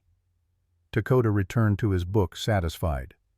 But Eli and Ayanna continued to look at each other across the room. Later, after Dakota had gone to bed, they sat by the fire. "You handled that well," Ayanna said. "I didn't know what to say. You said the right thing. You honored Nyalnish, but you also accepted Dakota's love. Is it all right that he thinks of me that way?" "Yes," she said simply. "It's more than all right." She was quiet for a moment, then spoke again. "I have been thinking about the future, about what happens when spring comes." "What do you mean?" "I mean this arrangement. It works now, but people will talk. A man and a woman living together without marriage, it will cause problems." Eli had not thought about this. Or rather, he had pushed it away. "What do you want to do?" Ayanna met his gaze directly. "I want to stay. Here. With you. Raising Dakota together." "So do I." "Then perhaps we should make it official. Not for us, but for him. So no one can question his place here." Eli understood what she was suggesting. Marriage, a legal bond. "Is that what you want?" he asked. "Truly." She considered the question carefully. "I loved Nalnish. He will always be in my heart. But he is gone, and you are here. You are good to me, good to my son. You work hard. You respect me." She paused. "I do not know if I will love you the way I loved him. Not yet. But I know I trust you. I know I am grateful for you. And I know that what we have built is worth protecting." Eli nodded slowly. "I loved someone once, long ago. She died of fever before we could marry. I thought I'd never care for anyone that way again." He looked at her. "I don't know if what I feel is love. I'm out of practice. But I know I wake up happier because you're here. I know I want to see Dakota grow up. I know the house feels empty when you're not in it." "That's enough," Ayanna said. "Love can grow from smaller things. So we do this, get married." "Yes, if you agree." "I agree." They shook hands, formal and strange and somehow perfect. A partnership, an agreement, a choice to build something together. That night, after the agreement had been made, Eli rose from the fire and went inside. Ayanna heard him moving about in the main room. When he returned, he carried a small wooden box no larger than his hand. He sat down again, the box resting on his knees. "There's something you should know. Before we do this." He opened the box. Inside, nestled in faded cloth, was a daguerreotype. The image was worn at the edges, but clear enough. A young woman, perhaps 20, with dark hair pinned up and eyes that held warmth even through the rigid formality of the old photograph. "Her name was Sarah Mitchell," Eli said quietly. "We were engaged. This was taken 3 months before our wedding." Ayanna took the photograph carefully, studying the face. "What happened?" "Fever. It came fast. She was sick 3 days, then she was gone. That was 15 years ago. I was 20. He looked into the fire, not at Ayanna. "I buried her, buried the ring I'd saved for, buried the idea that I could have that kind of happiness." "You loved her." "I did. The way young people love. All fire and certainty." He finally looked at Ayanna. "What I feel now is different. Steadier. Built on something real instead of imagined. But I wanted you to know. She existed. She mattered." Ayanna handed back the photograph. Eli placed it gently in the box. "She would have liked you," he said. "She believed people deserved kindness no matter their circumstances. She taught Sunday school to children whose parents couldn't pay. Gave her lunch away more times than she ate it." Ayanna reached out and touched the box lightly. "Then I will honor her memory by being worthy of what you're offering me." Eli closed the box and held it a moment longer before setting it aside. "We're both bringing ghosts to this marriage. But maybe that's all right. Maybe they make us better than we would have been without them." "Yes," Ayanna said. "I think they do." February brought the first signs of spring.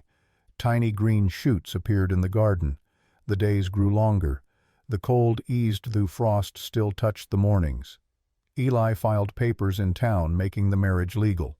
They stood before Mayor Garrett in his office with Sam Whitfield and Ruth McLean as witnesses. There was no ceremony, no celebration, just signatures and official stamps. But when they returned to the ranch, Dakota ran out to meet them. "Are you married now?" "We are," Ayanna said. The boy threw his arms around both of them. "Good. Now we're really a family." And they were. Not through blood, not through romance, but through choice, through commitment, through the daily, unglamorous work of showing up for each other. That night they sat by the fire as they always did. But something had shifted. The future felt less uncertain. The present felt more solid. "We should plant more corn this year," Ayanna said, "and maybe some melons." "I'll build another water barrel," Eli said. "Collect rainwater." They talked of practical things, gardens and repairs and supplies, the ordinary concerns of people building a life. But beneath the practical talk was something else, a foundation, a promise, a quiet understanding that they would face whatever came next together. Outside, the desert stretched vast and dark. Inside, the fire burned warm and steady, and three people who had been lost found themselves at last exactly where they needed to be. Home. 10 years passed like water through fingers, sometimes slow, sometimes fast, but always moving forward, always changing the landscape it touched. The year was 1895. Eli was 45 now. His hair shot through with gray lines deep around his eyes. Ayanna was 38, still strong, still capable, though her hands bore the calluses of a decade's work. And Dakota was 17, tall and lean, with his mother's dark eyes and a quiet confidence that came from being loved without condition. The ranch had changed too. The small house had been expanded, a second room added, a proper porch with a roof that kept the rain off. The garden had tripled in size, producing enough vegetables to sell in town.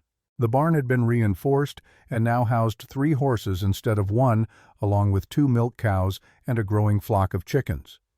But the biggest change was less visible.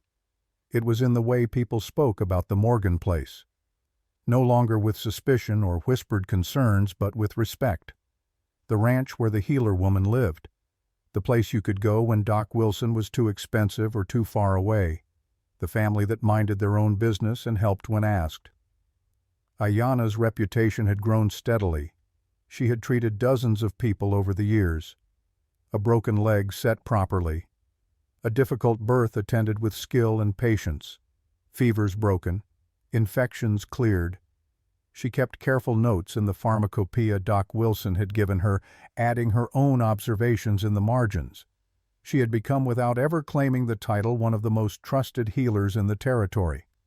Dakota had grown from a frightened, starving child into a young man. He could read and write in both English and Spanish. He knew every plant in the desert and what it could do. He could track animals, tend wounds, mix medicines. He had learned from both Eli and Ayanna, absorbing knowledge like the thirsty earth absorbed rain. But lately, he had been restless. It was March, early spring, when the letter arrived. Eli brought it from town, an official-looking envelope with an unfamiliar seal. He handed it to Dakota without comment. The boy opened it with trembling hands. His eyes moved across the page once, then again, not quite believing what he read. "What is it?" Ayanna asked. Dakota looked up, his face a mixture of excitement and fear.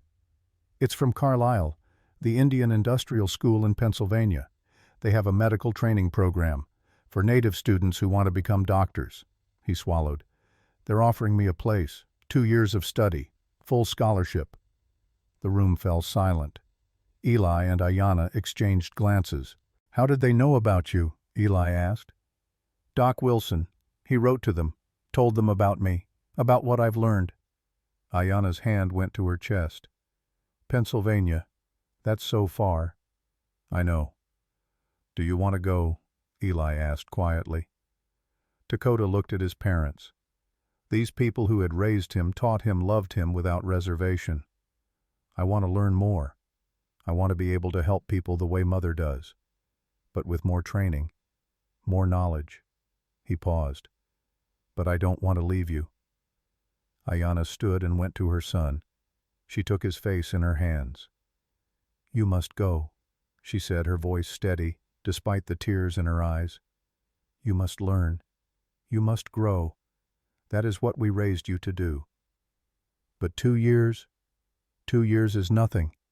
You will come back, and when you do, you will do even more good than you could now." Dakota looked at Eli. "Father?" The word still made Eli's heart swell even after all these years.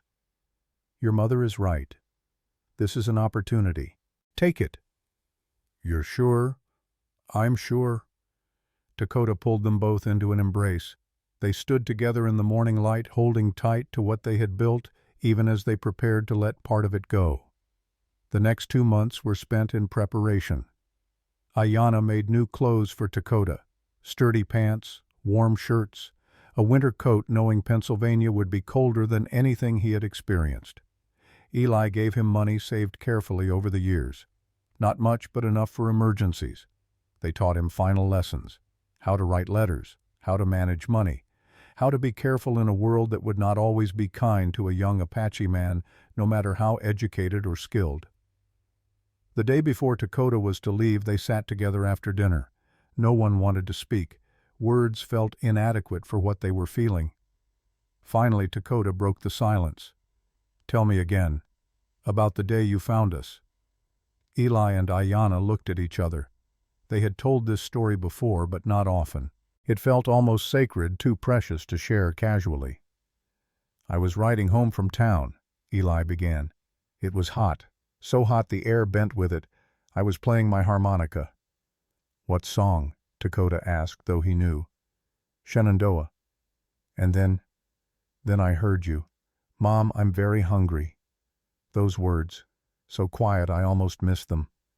Eli's voice grew softer. "I could have kept riding. Part of me wanted to. It would have been easier, safer." "Why didn't you?" "Because I had made a promise to myself, a long time ago after seeing something terrible. I promised that if I ever had the chance to help, I wouldn't run. I wouldn't hide." He looked at Dakota. "You gave me the chance to keep that promise." Ayanna spoke then. "I saw a man on a horse. I was so afraid. White men had taken everything from us. I thought this would be the end. But it wasn't. No. Because this man knelt down, made himself small, offered food with an open hand, no demands, no conditions. Just kindness." She smiled through tears. "I did not know then that I was looking at my husband, at your father. I just knew I was looking at hope." Dakota was crying now, not bothering to hide it. "I don't remember much from that day, just being so tired, and then waking up here in this house and feeling safe for the first time in so long." He looked at both of them. "You saved us. You gave us a life." "No," Eli said firmly. "We gave each other a life, all three of us, together." They sat in silence, watching the fire burn low. The next morning they rode into Santa Fe together. The train station was busy, people arriving and departing, saying their goodbyes and hellos. Dakota's trunk was loaded onto the baggage car. He stood on the platform looking younger than his 17 years despite his height. Sam Whitfield was there, having insisted on coming to see the boy off. Ruth McLean had brought a package of food for the journey. Doc Wilson handed Dakota a letter of introduction to the medical faculty at Carlisle. "You've got a good mind," the old doctor said. "Don't waste it." "I won't, sir." The train whistle blew. It was time. Dakota hugged Eli first. The older man held him tight. "Make me proud," Eli said. "I will." "You already have." Then Dakota turned to his mother. They held each other for a long moment, not speaking. What could be said? Everything important had already been said over years of quiet conversations and shared work. "I love you, Mother. I love you, my son. Come back to us. I promise." He boarded the train, found a window seat, waved as the train began to move slowly at first, then faster. Eli and Ayanna stood on the platform watching until the train disappeared into the distance. Then they stood a while longer, neither willing to be the first to turn away. "He'll be fine," Eli said finally. "I know. He's strong, smart. We raised him right." "I know." But knowing did not make it easier. They rode home in silence. The house felt too big without Dakota, too quiet.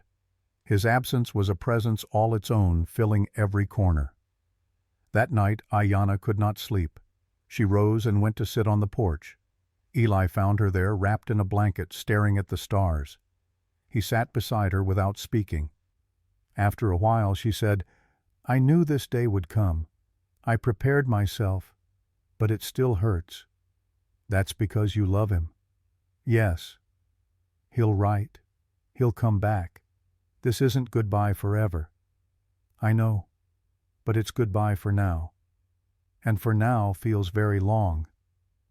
Eli took her hand. "We'll get through it. Same way we got through everything else.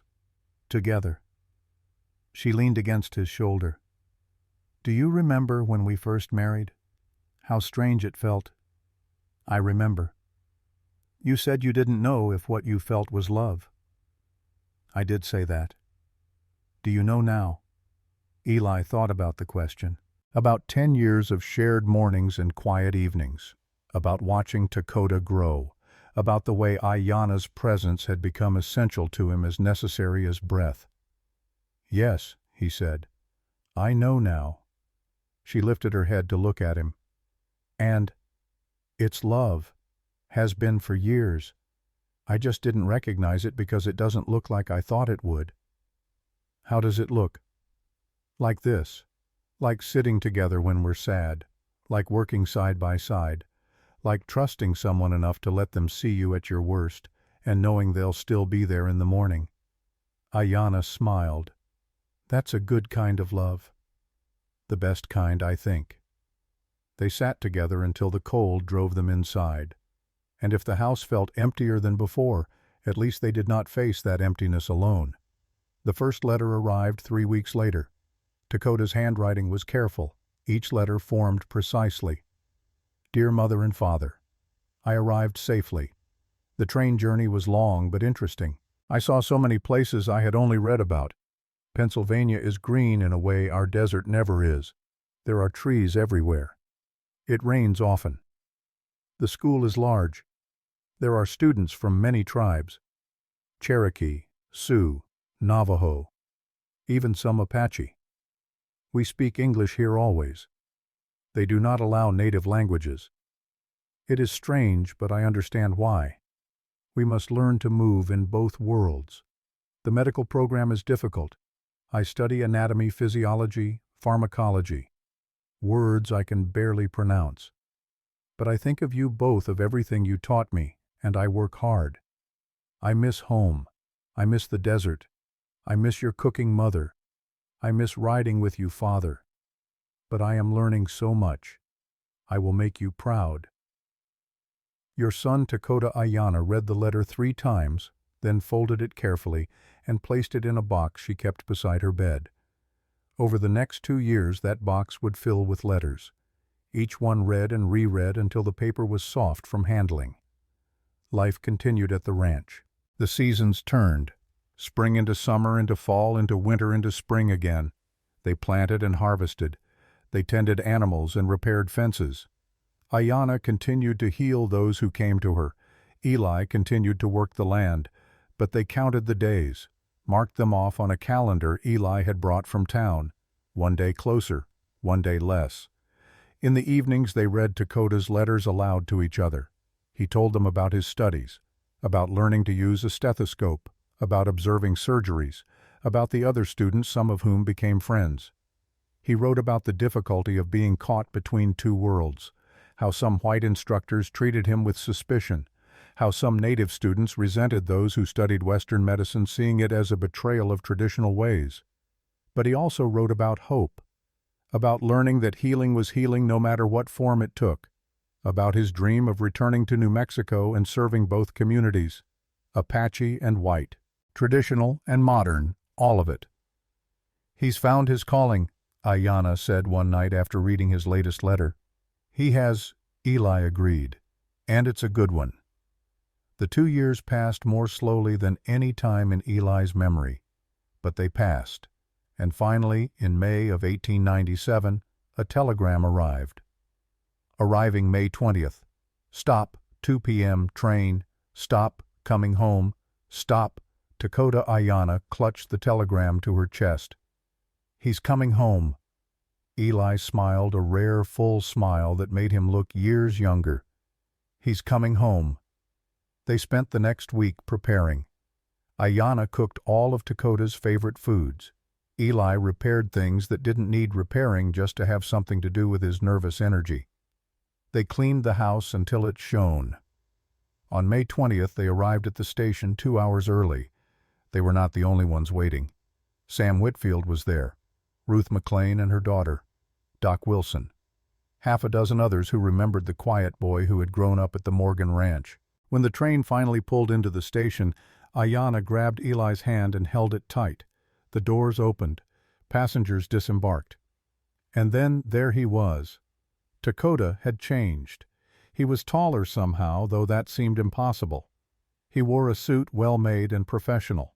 He carried a medical bag, worn leather that spoke of use. His hair was shorter cut in the style of the East, but his eyes were the same, dark and warm and searching. They found his parents in the crowd. His face broke into a grin. "Mother, father." He pushed through the crowd. Ayanna met him halfway, pulling him into an embrace that lifted her off her feet. Eli wrapped his arms around both of them. They stood there on the platform holding each other while people moved around them. 3 people who had been separated now reunited. A family together again.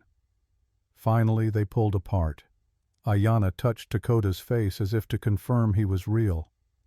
"You look so grown up." "I am grown up. I'm 19 now." "Still my baby?" He laughed. "Always your baby." Eli clapped him on the shoulder. "You look good, son. Strong, healthy."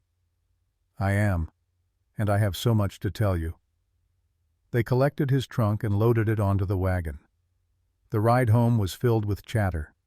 Dakota told them about his final examinations, which he had passed with high marks, about his graduation ceremony, about the job offers he had received. "Offers," Ayanna said. "People want to hire you. 3 hospitals, 1 in Philadelphia, 1 in Boston, 1 in Chicago." Pride swelled in Eli's chest.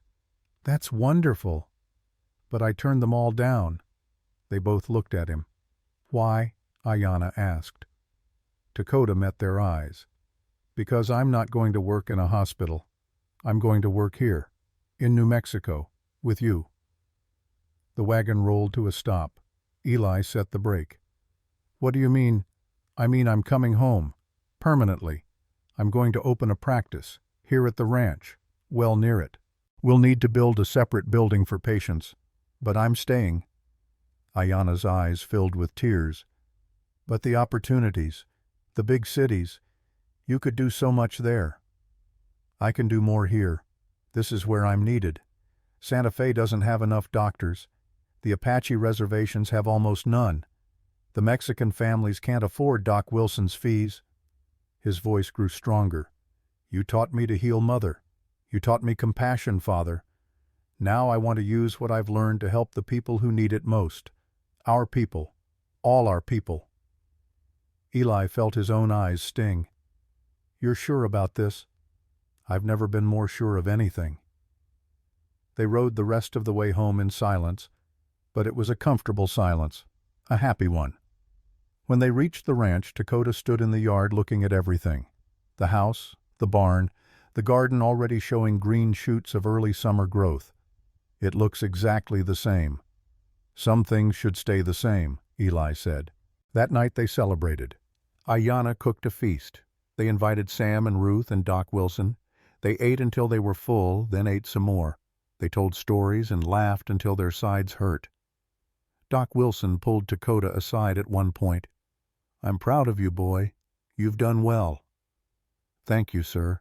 I couldn't have done it without your letter of recommendation." "That letter just opened a door. You walked through it yourself." The old doctor smiled. "I'm getting old. My hands shake sometimes.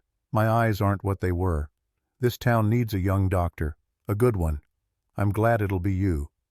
I hope to learn from you, work with you. I'd like that."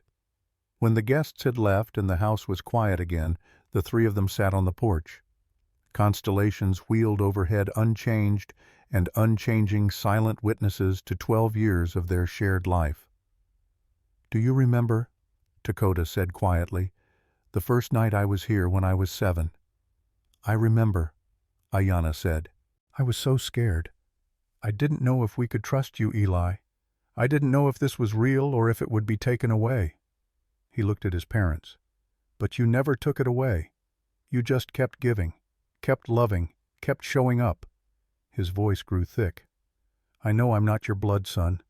I know my real father died trying to save us. But you've been my father in every way that matters. You taught me to read, to ride, to be honest, to work hard, to treat people with dignity." Eli cleared his throat. "You've been my son in every way that matters, blood or not. I want to honor both of you," Dakota continued. "My birth father who gave his life, and you who gave me a life. So I've decided something." He stood and faced them formally. "My name at Carlisle was just Dakota, but when I open my practice I want to use both names, both legacies." He paused. "I want to be Dr. Dakota Morgan, if that's all right with you." Eli stood and pulled the young man into an embrace. "It's more than all right." Ayanna joined them, the three of them standing together under the stars. "Your father would be proud," she whispered to Dakota. "Nyalnish would be so proud, and so am I." Over the next 6 months they built a small clinic, one large room with a bed, a desk, shelves for medicines. Nothing fancy but clean and bright and functional. Dakota had it ready by October. Word spread quickly. The young doctor at the Morgan place, the one who spoke Spanish and Apache, the one who didn't charge more than people could afford, the one who made house calls riding out to remote ranches and reservation lands without complaint. Patients came. At first a trickle, then a steady stream. White families, Mexican families, Apache families. Dakota treated them all with the same care, the same respect. He worked alongside his mother, combining what he had learned at Carlisle with her traditional knowledge. Western medicine and ancient wisdom side by side. Together they were more effective than either would have been alone. Eli helped where he could. He built a covered walkway between the clinic and the house. He tended the horses when Dakota was too busy. He listened when his son needed to talk about difficult cases or frustrating patients. They had become something none of them could have predicted 12 years ago. Not just a family, but a team. Each with their role, each essential. One evening in December, a year after Dakota's return, they sat by the fire. Dakota was reading a medical journal. Ayanna was knitting. Eli was carving a small wooden horse for Sam's grandson. "I've been thinking," Dakota said, looking up from his journal. "About what?" Eli asked. "About that day, in the desert, when you found us. What about it? Do you ever wonder what would have happened if you had just kept riding?" Eli set down his carving. "Sometimes, not often." "What do you think would have happened?" Eli was quiet for a long moment. "I think you and your mother would have died, and I think I would have lived the rest of my life regretting it, adding 2 more ghosts to the ones I already carried." He looked at his son. "But I didn't keep riding, and because of that I got a family, a purpose, a reason to wake up in the morning that wasn't just surviving until night." He smiled. "You saved me as much as I saved you." Ayanna spoke then. "We saved each other, all 3 of us. That's what family does." Dakota nodded slowly. "I want to write about it, not for publication, just for us, for our family, so that someday if I have children they'll know the story." "That's a good idea," Ayanna said. "What should I call it?" Eli thought about it. "Call it what it was, a promise. The quiet promise that when someone needs help we don't turn away." "The quiet promise," Dakota repeated. "I like that." Over the next several weeks Dakota wrote. He documented everything: the day in the desert, the first months at the ranch, the town council meeting, his departure for Carlisle, his return, the building of the clinic. One letter dated November 1896 stood apart from the others. "Dear Mother and Father," Dakota had written in careful script. "Something extraordinary happened today. An old man came to visit his grandson at the school. His name is William Garrett. He is 72, white-haired, and walks with a cane made from hickory wood. When he heard I was from New Mexico territory near Santa Fe, his face went pale. He asked if he could speak with me privately. We sat in the common room and he told me a story. In 1864, he was 18 years old. A soldier. His unit was ordered to a place called Sand Creek in Colorado. He did not want to tell me what happened there, but I already knew. I have heard the stories. He wept as he spoke, not the quiet tears of sadness, but the deep, wrenching sobs of a man who has carried shame for 32 years. He said he followed orders. He said he was young and afraid and did terrible things. He said not a day has passed that he does not see their faces. He asked if I hated him, if all Apache people hated him. I did not know what to say at first. Then I thought of you, Father. I thought of your story, about being 14 and hiding in a wagon, about being too afraid to act, about carrying that guilt until you found us. I told him about you, about how you heard a child crying and stopped, about how one moment of courage can outweigh years of cowardice, about how you taught me that we are defined not by our worst moments, but by what we do after them. He wept again, but different tears. He gripped my hand and said, "Tell your father he is a better man than I could ever be." I told him he was wrong. I told him that good men are just broken men who keep trying. I do not know if it helped him, but I hope it did, because if your story can bring peace to even one person who caused such pain, then maybe there is hope for all of us. Your son, Dakota. Eli read that letter 3 times before folding it carefully and placing it back in its envelope. His hands shook slightly as he did so. "Are you all right?" Ayanna asked. He nodded slowly. "William Garrett. I don't remember the name, but maybe that's the point. We were all just children then caught in something bigger than ourselves." He looked at his wife. "Our son is wise, wiser than either of us." "He learned from the best," Ayanna said softly. He wrote it all in careful, precise handwriting, and when he was finished, he gave copies to both Eli and Ayanna. "This is our story," he said. "All of it. The good and the hard and the ordinary. Everything that made us who we are." They read it that night separately, each remembering, each grateful. Years continued to pass. Dakota's practice grew. He married a woman named Elena, daughter of a Mexican rancher, kind and smart and patient. They had 3 children, 2 daughters and a son. Eli and Ayanna grew older, but gracefully. They slowed down, but did not stop. Ayanna still healed when asked. Eli still worked the land, though he hired help for the heavier tasks. They became grandparents.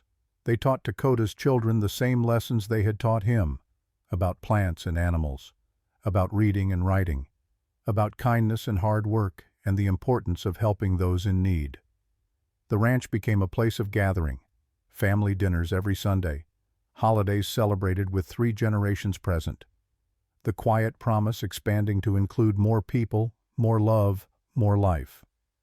In 1920, 25 years after he opened his practice, Dakota was recognized by the Territorial Medical Board, the first Apache physician to serve both reservation and non-reservation communities with equal dedication. The citation mentioned his skill, his compassion, his tireless work. But when reporters asked him about his success, he always said the same thing. "I learned everything important from my parents, not in a classroom, in a kitchen, in a garden, around a fire. They taught me that healing isn't just about medicine, it's about seeing people, really seeing them, and treating them with dignity." He would pause, his eyes distant. "My father once told me about a day in the desert, about hearing a child's cry and choosing to stop. That choice changed 3 lives, and those 3 lives have touched hundreds more." He would smile then. "That's the real medicine, the choice to care, the choice to act, the choice to love." Eli lived to see his 75th birthday. He died peacefully in his sleep, Ayanna beside him on a cool spring morning in 1925. His last words were simple. "Thank you for everything. Ayanna lived another 5 years. She died at 68, surrounded by her son, her grandchildren, and great-grandchildren she had lived to meet. Her last words were to Dakota, "Take care of them, all of them, just like your father took care of us." "I will, Mother. I promise." "I know you will. You always keep your promises." They were buried side by side on a hill overlooking the ranch. Simple markers, just their names and dates. Nothing fancy. They would not have wanted fancy. But the people who came to pay respects were countless. Apache and white and Mexican, rich and poor, old and young, all of them with stories about how Eli or Ayanna or Dakota had helped them, had seen them, had cared. The ranch remained in the family. Dakota's son took it over, maintaining both the land and the clinic. The Morgan name became synonymous with healing, with service, with quiet dignity. And on warm summer nights, when the desert air smells of sage and rain, when the stars fill the sky like scattered diamonds, locals say you can still feel it, that sense of peace, of home, of a promise kept, the quiet promise that when someone cries out, someone will hear, someone will stop, someone will care. It started with 3 people in a desert, a man haunted by the past, a woman fleeing tragedy, a child who was dying. It grew into a family, then a legacy, then something that touched an entire community and rippled outward generation after generation. All because one man heard a cry and chose not to turn away. All because one woman chose to trust again. All because one boy grew into a man determined to honor the love that saved him. That is the story, the quiet promise, simple and profound, ordinary and miraculous, a reminder that we all have the power to change lives.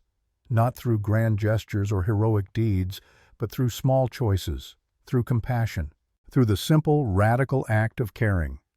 And that power lives in each of us, waiting for the moment when we hear the cry, waiting for us to stop, waiting for us to act, waiting for us to keep the quiet promise that makes us human. The end, but also the beginning. Because every time someone chooses kindness over indifference, the story begins again. And the promise continues. Quiet, constant, eternal.